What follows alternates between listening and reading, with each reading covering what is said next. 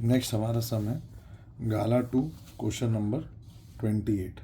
ठीक है, तो क्वेश्चन नंबर 28 दिया विच टर्म।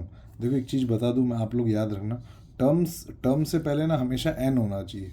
टर्म वर्ड से पहले याद रख लो, इसको रट लो, जो भी समझना समझ लो।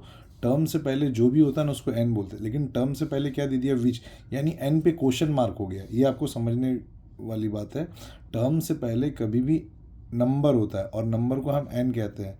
तो यहाँ पर टर्म से पहले आपको विच लिख कर दे दिया, यानी एन पर क्वेश्चन मार्क हो गया। ठीक है ना, आपको एपी दिख रहा है 21, 18, 15 इज -81। ठीक है, तो गाला टू का अपना क्वेश्चन नंबर 28 है। तो इसको सॉल्व करते देखते हैं क्या निकल के आता है। तो यहाँ पर मेरे पास एपी दे दिया है 21, 18, 15 dot dot dot dot dot dot. अब इधर क्या लिख दिया, इस -81। ठीक है ना, अब ये अपने को पता नहीं है -81 क्या है। ठीक है, तो सबसे पहले जब भी एपी दिया जाएगा, भाड़ में जाए क्वेश्चन, सबसे पहले क्या लिखने का, ए लिखने का और डिफरेंस लिख देने का। तो डिफरेंस आ गया -3। अब अपने सब में ना तीन ही चीज़ रहता है, तीन के चार चीज़ रहता है, A D N A N. ठीक है, अब और एक एस एन रहता है। एस एन तो तब लगाने का जब इस सम में प्लस प्लस या कुछ दिया हो या सम वर्ड क्या दिया हो। तो यहाँ पे कहीं सम वर्ड दिख नहीं रहा, तो एस एन तो कहीं नहीं है डेटा में। ठीक है ना, ए अपने को मिल चुका, गया ये भी, डी अपने को मिल चुका, ये भी गया। अब ये जो बचा हुआ डेटा है, या तो वो एन बनेगा या तो वो ए एन बनेगा। ठीक है, तो अब कैसे पता चलेगा, अगर आप देख रहे हो क्वेश्चन में टर्म से पहले क्या लिखा है, विच दिया है।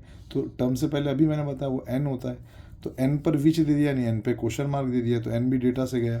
तो ये किसकी वैल्यू होनी चाहिए, ए एन की वैल्यू होनी चाहिए। ठीक है ना, तो ए एन की वैल्यू कितनी आ गई अपनी, -81। तो इसको सॉल्व करेंगे। ए एन का फॉर्मूला क्या है, ए प्लस एन -1 इंटू डी।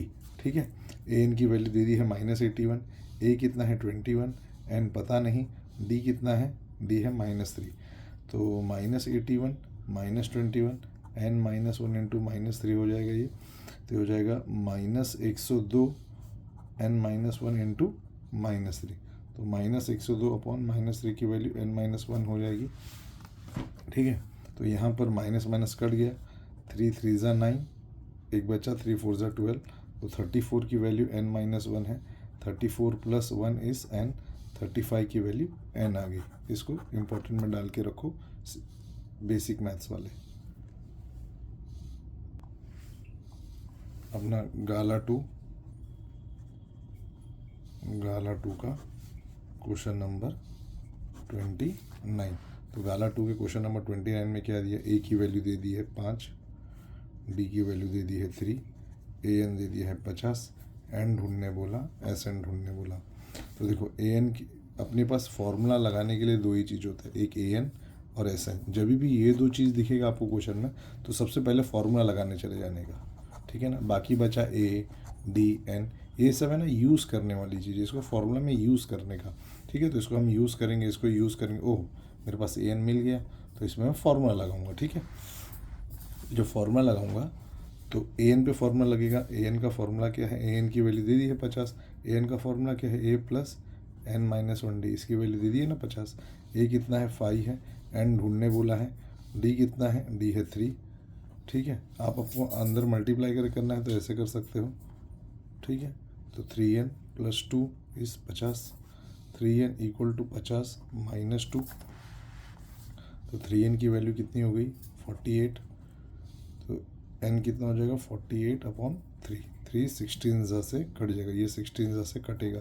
तो n की वैल्यू कितनी आ गई, 16। लेकिन मुझे अभी क्या एक और चीज़ पूछा, एस एन। एस एन का फॉर्मूला क्या है अपने पास, एस एन का फॉर्मूला है n/2 2a + n -1 into D. N की वैल्यू है 16, तो एन की जगह 16 हो जाएगा, 16/2 2 इंटू ए आपने देखा है, ए की वैल्यू कितनी दी थी, ए की वैल्यू अपने को 5 दी हुई थी। ठीक है, तो ए की वैल्यू आ जाएगी 5, n -1 यानी 16 - 1, डी कितना है, डी है आपका 3। ठीक है, तो 16/2 ये तो कट जाएगा 2 8 ज़ा से। ठीक है, 8 ज़ा आ गया 8, ये हो जाएगा 2 5 ज़ा 10, 16 - 1 15 इंटू 3, 10 + 45, 8 इंटू 10 + 45 55, 55 इंटू 8 अगर करें 5 8 ज़ा 40, 5 8 ज़ा 40, 44, तो हो जाएगा 440। तो S 16 यानी SN का आंसर आ गया अपना 440।